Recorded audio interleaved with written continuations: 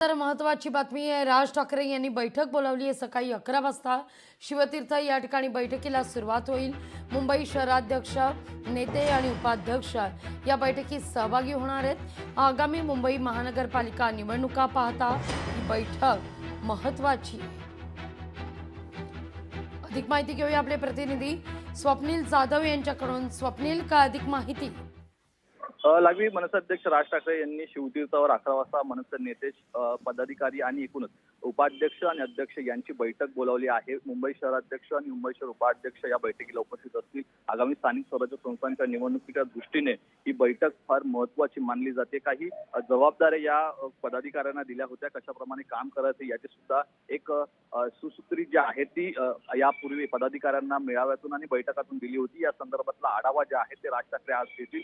सोबतच महाराष्ट्रातील इतर विषय जे आहेत त्यावरती सुद्धा चर्चा होतील। लवकरच मनसे नेते मराठवाड्याचे दौरा सुद्धा करणार असल्याची माहिती आहे। त्यामुळे या सर्व विषयांवरती आज विस्तृत चर्चा जी आहे ती आज मनसे नेत्यांच्या बैठकीमध्ये होण्याची शक्यता आहे। त्यामुळे 11 वाजताच्या बैठकीकडे विशेष लक्ष सर्वांचंच लागलेलं आहे। अगदी स्वप्नील, धन्यवाद तुम्ही दिलेल्या सविस्तर माहिती करता। लोकशाही मराठी ऐका, पहा, जागरूक रहा।